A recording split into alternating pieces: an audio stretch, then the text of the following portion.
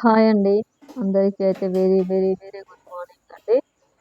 అందరూ బాగున్నారా? మేమైతే చాలా బాగున్నాము. మీరు కూడా బాగుండాలని అయితే మనస్ఫూర్తిగా కోరుకుంటున్నాను.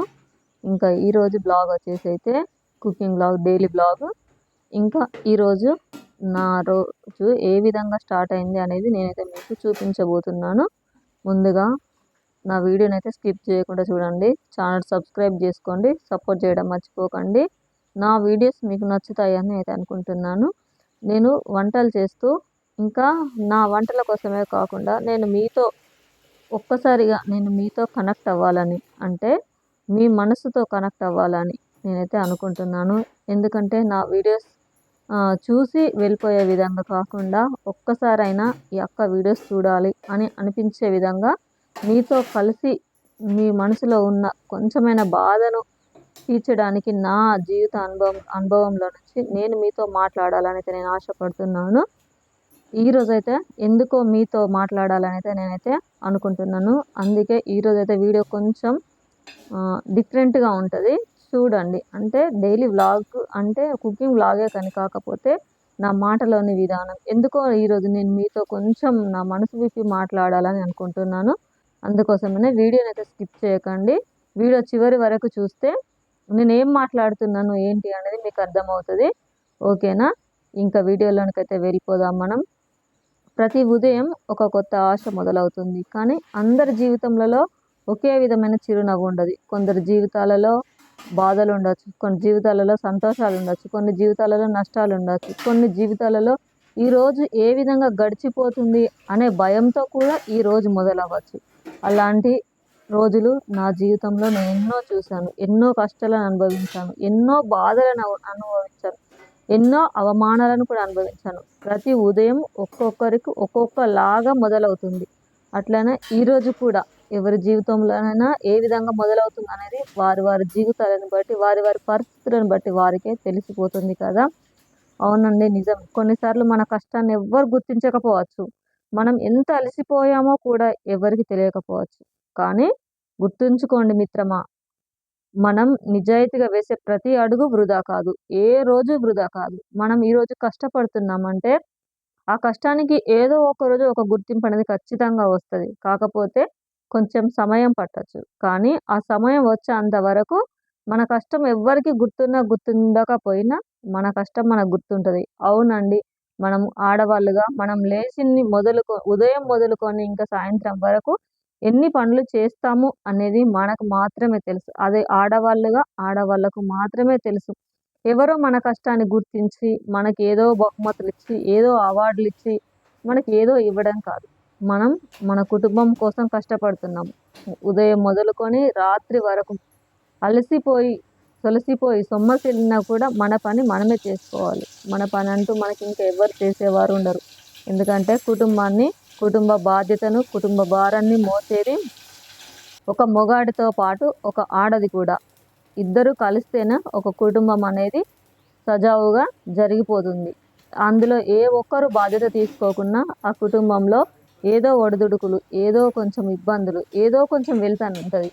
మన పని మనం చేసుకోవాలి, మగవాళ్ళు చేసే పని మగవాళ్ళు చేసుకోవాలి. ఇంకా మనం ఉదయం మొదలుకొని ఇంకా సాయంత్రం వరకు మనం కష్టపడుతున్న పనులలో వాళ్ళను మనము ఎంతో సపోర్ట్ చేసినట్టుగా ఉండాలి తప్ప వాళ్ళు మగవాళ్ళని మనం బాధ పెట్టేలాగా మన పనులు ఉండకూడదు. ఎందుకంటే మనం లేచి మనం ఇల్లు చక్కబెట్టుకొని వంట చేసి ఉన్న పనంతా చేసుకొని పిల్లలను రెడీ చేసి స్కూల్కి పంపించి, ఇంకా భర్తలు ఎవరు ఏ ఏ పనులకు వెళ్తే వాళ్ళ పనులకు పంపించి, ఆ తర్వాత మనం కొంచెం ఫ్రెష్ అయ్యి తిని ఇంకా ఏమైనా మిగిలిపోయిన పని ఉంటే ఇంకా దాన్ని కంప్లీట్ చేసుకొని ఇంకా ఇంట్లో ఉన్న పనులన్నీ, అంటే ప్రతి అవసరత విషయమై ఏదైనా కావచ్చు. ఒక్కొక్కరి జీవితంలో ఒక్కొక్క విధమైన పరిస్థితులను బట్టి వాటిని ఎదుర్కోవడానికి కావలసిన శక్తిని, మనధైర్యాన్ని ఒక ఆడవారిగా ఖచ్చితంగా మన పాత్ర అనేది ముఖ్యమైనదండి. ప్రతి ఫ్యామిలీలో ఆడవాళ్ళ పాత్ర అనేది చాలా అంటే చాలా ముఖ్యమైనది.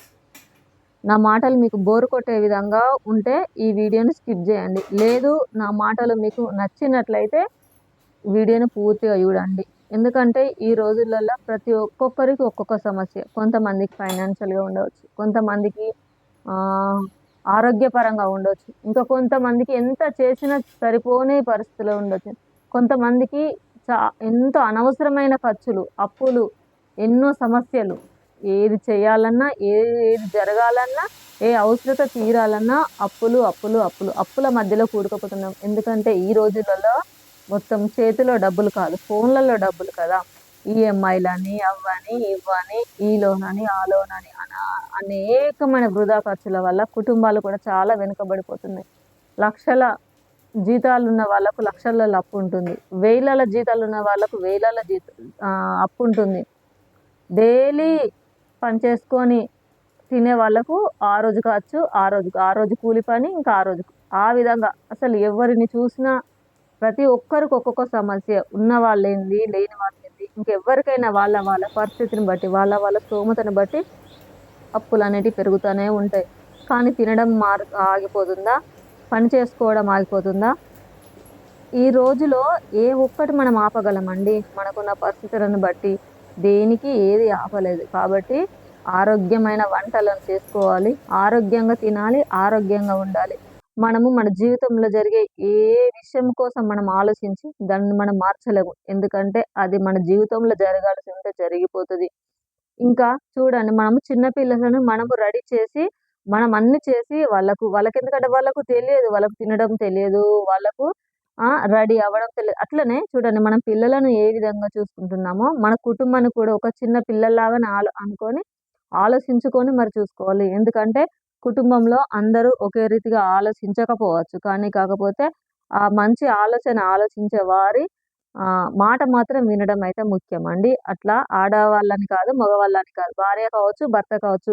ఎవరు అయితే కుటుంబాన్ని మంచిగా ముందుకు తీసుకెళ్ళడానికి అనిపిస్తదో వాళ్ళ మాట ఖచ్చితంగా వినండి. భార్య పెత్తనం అని కాదు, భర్త పెత్తనం అని కాదు. చాలా వరకు కుటుంబాలు కొంతమంది విడిపోవడానికి కారణం, గొడవలు కావడానికి కారణం ఇదే ఈగో. ఈ ఈగోస్ వల్ల కూడా చాలా ఫ్యామిలీస్ అనేవి సఫర్ అవుతున్నాయి. అలా కాకుండా మన పిల్లలను మన చేతులతో మనం ఏ విధంగా బాధ్యత కలిగి మనం చూసుకుంటున్నామో, అదే విధంగా మన కుటుంబం కూడా ఒక చిన్న పిల్లలా అని అనుకోని చూసుకోవాలండి. నిజంగా చెప్తున్నాను. నా జీవితంలో నేనైతే ఇవన్నీ అనుభవిస్తున్నాను. అనుభవిస్తున్నాను కాబట్టి నేను చెప్తున్నాను. ఇవి ఎవరో చెప్పిన మాటలు కాదు. నేను ఎక్కడి నుంచో కాపీ కొట్టిన మాటలు కాదండి. నా జీవిత అనుభవం. ఎందుకంటే నేను ఒక మిడిల్ క్లాస్ అమ్మాయిని. ఒక మిడిల్ క్లాస్ తండ్రికే పుట్టాను. ఒక మిడిల్ క్లాస్ భర్తనే నా జీవితంలో ఉన్నాడు. నా ఫ్యామిలీ మొత్తం మిడిల్ క్లాస్ కాబట్టి అన్నీ మనది మిడిల్ క్లాస్ లైఫ్‌లో ఎన్ని కష్టాలుంటాయనేది నేను అన్నిటిని చవిచూస్తున్నాను. ఎందుకంటే నాకు వీలైనంత వరకు నేను పనికెళ్తాను. ఆయనకు వీలైనంత వరకు ఆయన పనికెళ్తాడు. మా ఇద్దరిలో ఏ ఒక్కరం పనికెళ్ళకున్నా మా జీవితం అనేది గడవదండి. అట్లా అందుకోసమని మన కుటుంబం కోసం ఆలోచించుకొని ఉన్న దాంట్లో సంతోషంగా బతకడానికే ఆలోచించాలి. ఎందుకంటే మనము లేనియి కోరుకొని గొప్పలకు పోయి తిప్పల పడుడు తప్ప మనకైతే ఏముండదండి.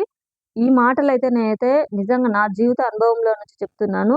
ఈ నా మాటలు మీకు కొంచెమైన ధైర్యంని కలిగిస్తే నాకు చాలా ఆనందంగా ఉంటదండి. ఎందుకంటే నా మాటల ద్వారా మీరు కూడా ధైర్యం తెచ్చుకుంటున్నారనే ఆనందం నాకుంటది.